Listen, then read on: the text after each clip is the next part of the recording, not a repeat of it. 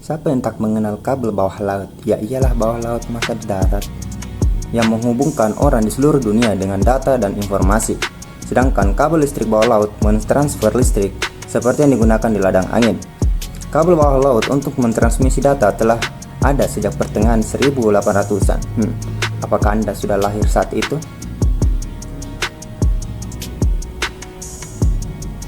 Kabel data terdiri dari sejumlah kecil helai serat optik kaca selebar rambut manusia. Kecil sekali. Sebagian besar kabel sebenarnya adalah pelindung untuk untaian ini serta bahan konduktif untuk memberi daya pada kabel. Untuk mengetahui kabel ini bagaimana cara memperbaikinya, maka dari itu putar dulu intronya.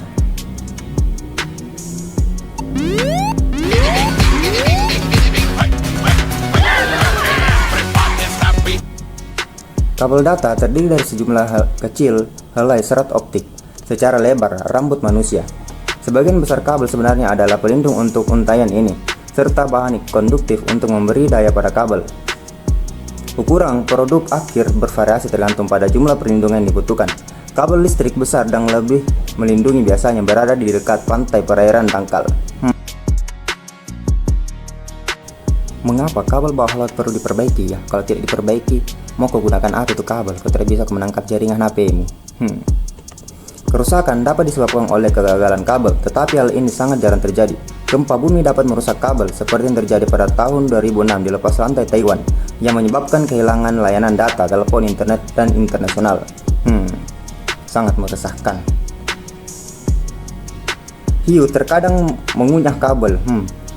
Ternyata hiu makan kabel juga ya, seperti yang terlihat pada artikel di atas, tetapi ini juga jarang terjadi dan biasanya tidak menimbulkan kebanyakan kerusakan.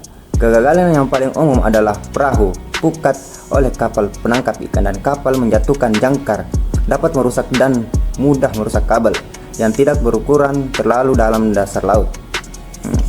Bagaimana cara memperbaikinya? Ya menyelamlah, masa melihat-lihat doang. Beberapa dari kabel ini menjangkau lautan untuk menghubungkan benua dan kadang-kadang dapat terletak lebih jauh di bawah permukaan laut daripada tingginya Gunung Everest. Wow, Gunung Everest saja tingginya 12.000 meter, apalagi kedalaman pantai ini sedalam Palung Mariana. Langkah pertama adalah memperbaiki kabel bawah air yang panjang ribuan mil adalah mencari tahu di mana letak kerusakannya. Lokasi umum ditemukan oleh pemadaman internet dan telepon. Jika mungkin gangguan pada sinyal telepon Anda, itu mungkin perbaikan dari kabel laut. Kabel data adalah serat optik. Jadi pulsa cahaya dikirim melalui kabel. Tunggu. Pulsa. Oh, ternyata pulsa ya. Dikirim melalui kabel yang biasanya menuju ke sisi lain. Serat yang rusak memantulkan pulsa cahaya kembali, dan insinyur dapat mengukur waktu yang dibutuhkan pulsa untuk kembali menemukan lokasi spesifik dan jeda. Wah, ternyata di situ letak pulsanya. Kabel daya bawah laut mendapatkan perkiraan kasar di mana letak putusnya, lalu mengirimkan kendaraan yang dioperasikan dari jarak jauh atau ROV dengan instrumen deteksi kesalahan untuk menemukan kerusakan. Beberapa penyebab seperti pemogakan jangkar mungkin mudah dilihat, tetapi yang lain membutuhkan lebih banyak waktu untuk menemukannya. Setelah jeda ditemukan, kabel-kabel dikirim untuk memperbaiki. Yang harus mereka lakukan adalah menantang cuaca, ada bajak laut rupanya, dan makhluk laut untuk perbaikan yang sukses. Maka untuk memperbaiki kabel bawah laut ini tidaklah mudah, butuh perjuangan yang ekstra, seperti cintamu padaku. Untuk menetapkan stasiun selama perbaikan, pemasang kabel kapal perbaikan dilengkapi dengan sistem pemosisian dinamis. Sistem ini menjaga kapal di lokasi tertentu selama angin, ombak, dan bahkan badai pun menerjang. Asik. Dan sangat penting untuk proses perbaikan. Kabel-kabel dimuat dengan kabel yang cukup untuk perbaikan, mungkin 5-10 km yang dapat dimuat untuk beberapa jam. Fakta yang menyenangkan, hal ini sebagian kecil dari kapasitas kabel. Beberapa kabel baru seperti Liebherr di format milik Orange Marine dan dapat menampung sekitar 9.000 km kabel dan membutuhkan waktu berminggu-minggu untuk memuatnya. Kabel berada pada resiko kerusakan tertinggi selama proses pemuatan dan pemasangan. Kabel-kabel memiliki sistem yang dapat mengirimkan daya melalui kabel untuk memastikan diuji sebelum dipasang. Maka itu sebelum masuk ke HP Anda itu sinyalnya diuji dulu terlebih dahulu. Ada kesalahan kabel di suatu tempat di dunia kali seminggu. Tim Strauss, wakil presiden telegrafi yang membuat peta kabel di bawah laut raksasa.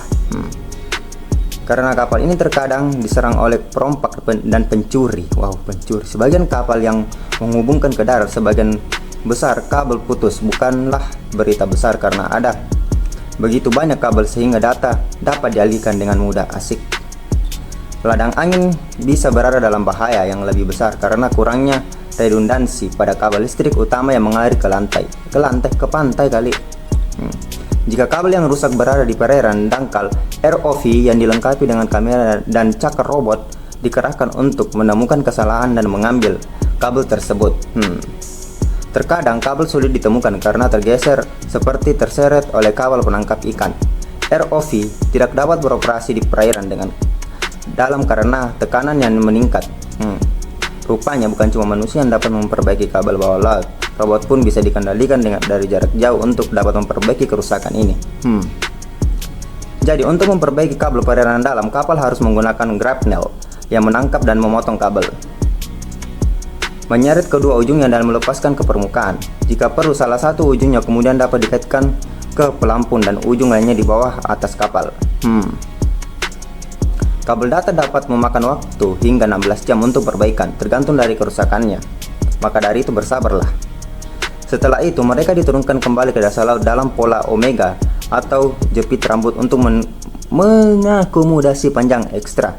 Ada teknologi baru dalam pengembangan yang memungkinkan perbaikan di situ. Untuk kabel listrik, pencegahan kebutuhan untuk menarik kabel ke permukaan.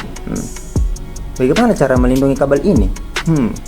Kabel dapat dilindungi dari gigitan hiu, bukan gigitanmu, dengan selubun dan logam tabung logam.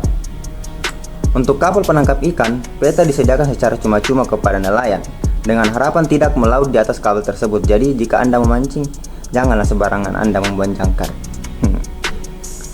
Tapi kabel itu sendiri bukanlah yang berharga, terutama dengan kabel data. Informasi yang mengalir melaluinya adalah bagian yang paling berharga. Begitu berharganya dirimu. Bagaimana kami melindungi data dalam kabel? Negara-negara mengambil langkah-langkah untuk mencegah perusahaan tertentu mengendalikan terlalu banyak data. Tetapi ada sekitar 750.000 mil kabel bawah. Tunggu. 750 mil ini berapa kilometer ya? Hitung aja sendiri. Di seluruh dunia yang tampaknya orang tidak akan dapat berfungsi. Menurut Defense News pada tahun 1858, ketika kabel bawah laut pertama dipasang, pengiriman pesan melintasi Atlantik, memakan waktu hampir 18 jam. Hari ini kabel bawah laut tercepat dapat mentransfer data dengan kecepatan hingga 25 terabyte per detik. Sungguh kencang ya.